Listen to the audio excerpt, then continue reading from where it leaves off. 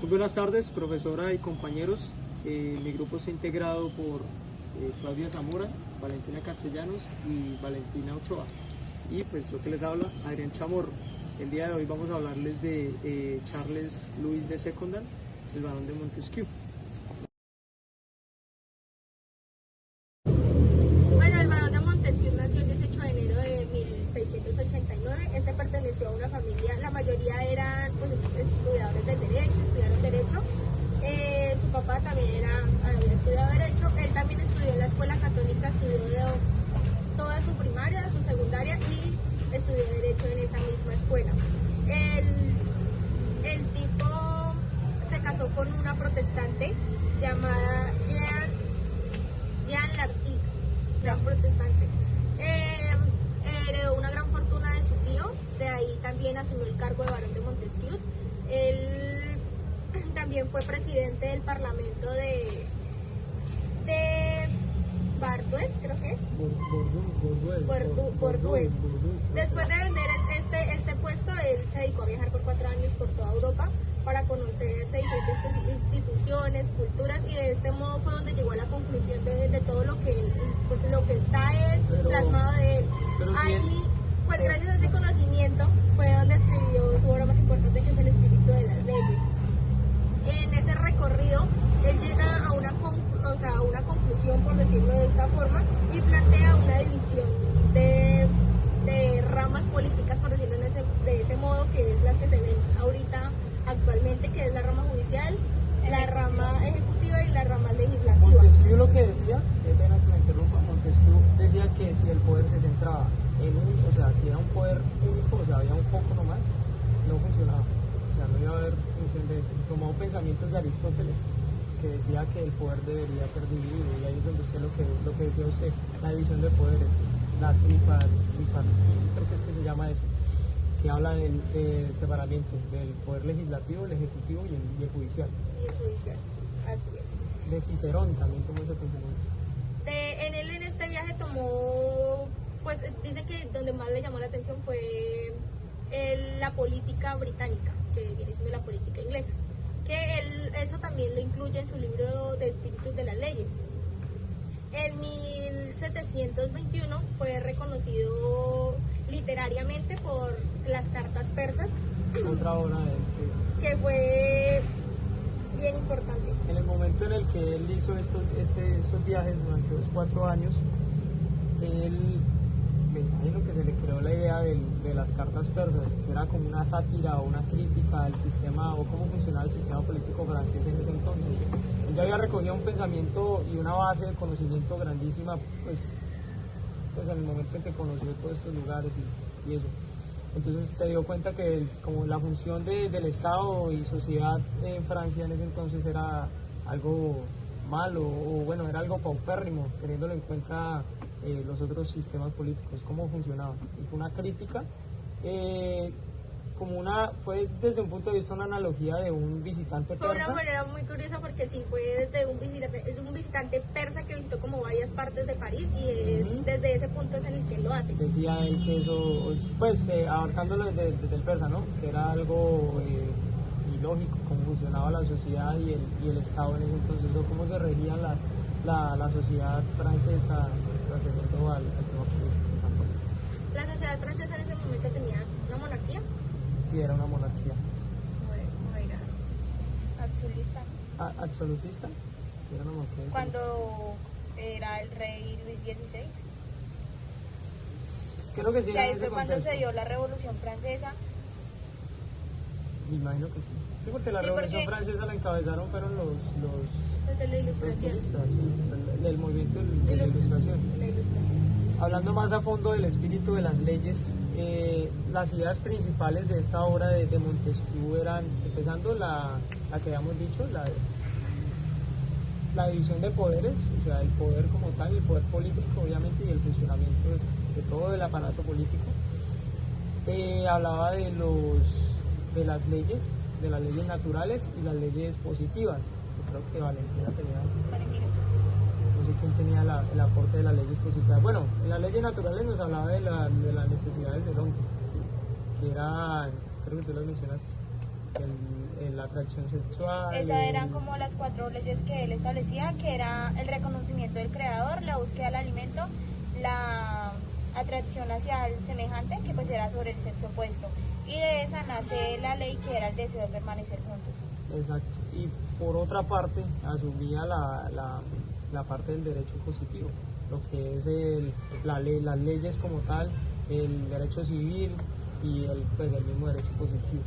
Porque, digamos, en eso también habían diversas formas como de gobierno que influían principalmente en la idiosincrasia, que eran los grupos que se integraban principalmente.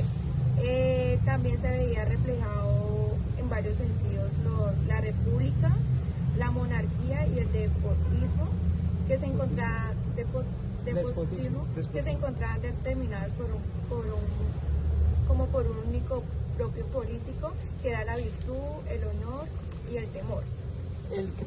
Hablando ya en esto, es que se me olvidó cómo era que él lo llamaba. Bueno, el tema es que él tenía la visión de 3, que ya los mencionaste: la república, la monarquía y el despotismo. La monarquía, que era, bueno, la república que la república, que era que el pueblo tenía el poder. La monarquía era donde el rey tenía el poder, pero se seguía de la ley. Y el despotismo es que lo tiene despotismo era que tenía el poder solo una persona, pero era bajo su voluntad. Eran los caprichos de prácticamente era como que se hacía lo que él quisiera. Que estaba a cargo. Él tenía como él lo que fue, digamos, Rousseau tenía lo que era monarquía y aristocracia, que eran 2 términos totalmente diferentes para él.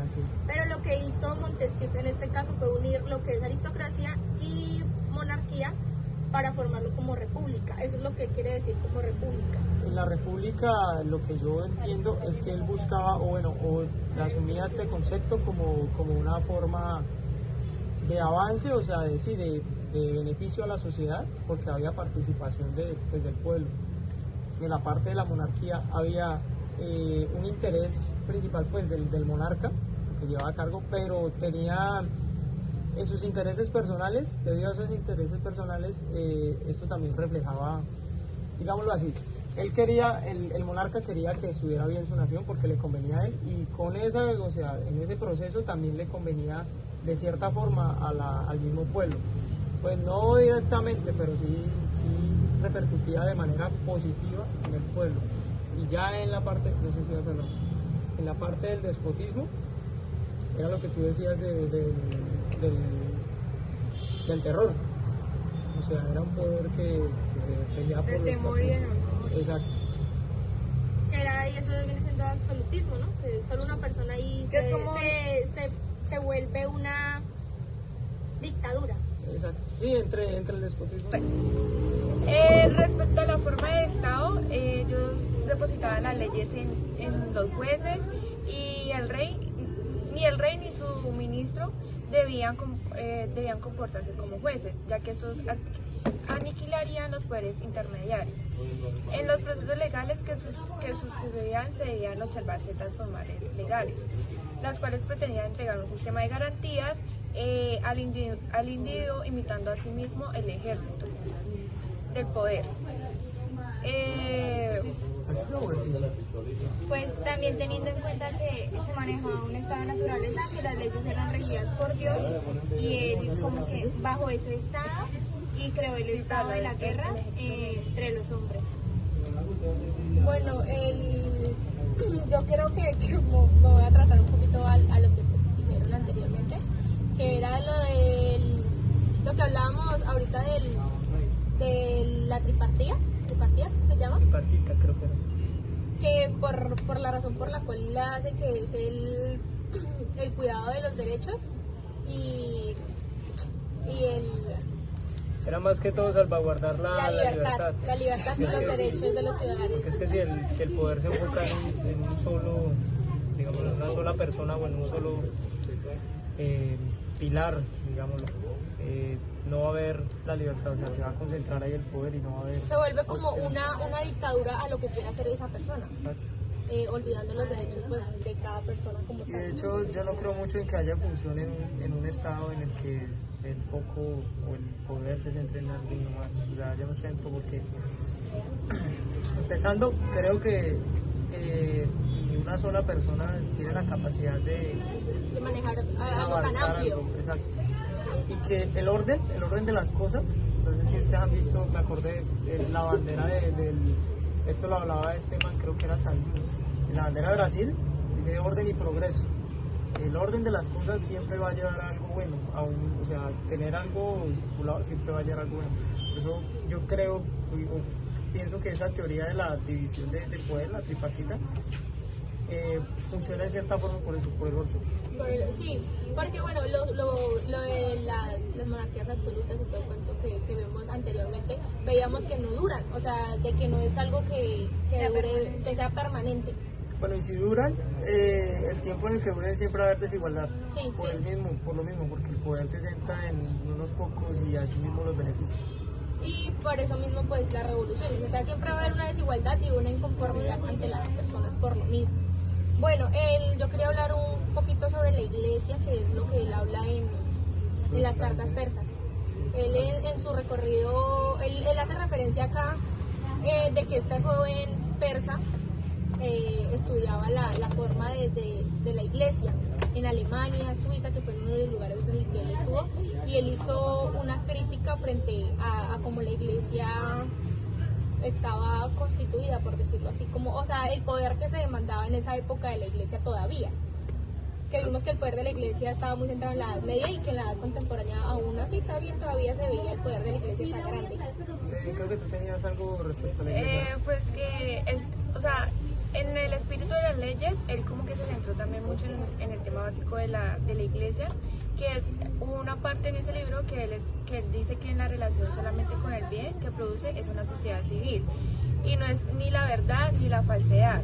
Él se refería como a las diferentes religiones, que eran casos relacionados a los ambientes y formas de gobierno, o sea, que esto llegaba aún así más al protestantismo, que era lo más adecuado a repúblicas, a monarquías como monarquía catolicismo, y al Islam, que es el nepotismo.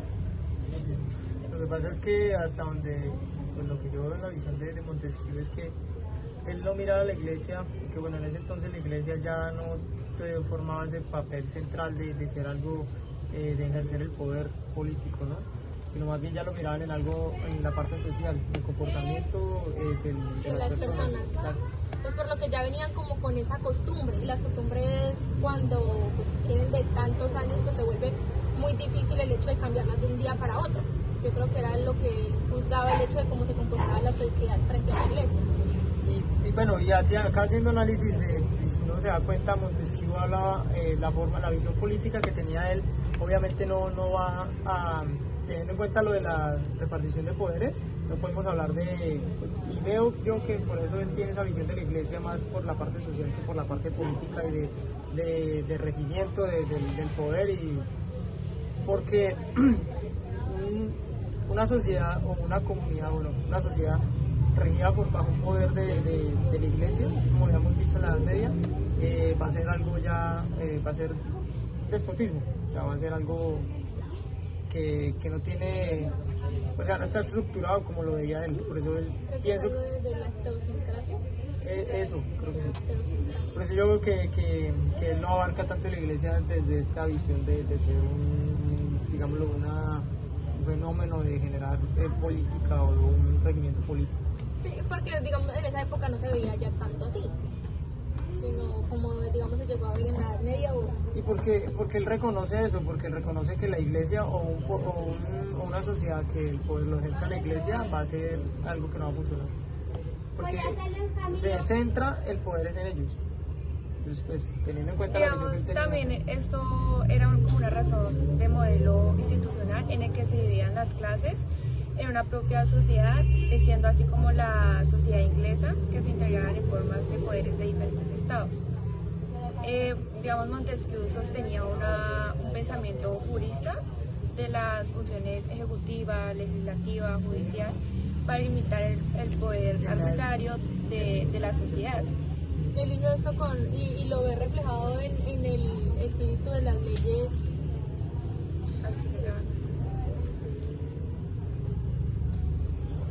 y se ve reflejado en el espíritu de las leyes que él dice que esto es un equilibrio de poderes. Sí, la delimitación del poder. Hasta cierta parte llega el poder judicial, el legislativo, bueno, por lo mismo, para que haya una organización social y haya un funcionamiento del aparato político. Como le De dice, la un organización de los equilibrio. estados. Exacto. Que no se, ¿cómo fue que habíamos dicho? Lo de la libertad, que no haya esa restricción, digamos, eso, para que se salvaguarde la La libertad. libertad. Entonces, que llegamos a la conclusión de que Montesquieu era una persona, o sea, estaba dentro de la democracia, o Yo lo que veo en la visión de Montesquieu, bueno, para empezar, hizo grandísimos aportes a lo que conocemos ahorita en el área ya sea social o política, porque aunque la teoría de la repartición de poderes no es de él, principalmente uno, pues ya habíamos visto que era Aristóteles, la desarrolló y dio unas bases para lo que ahorita varios países y varias naciones se rigen a eso. Es un aporte grandísimo para, o sea, como la organización política, cómo funciona. cómo se ve en la actualidad. Hasta nosotros tenemos eso en Colombia.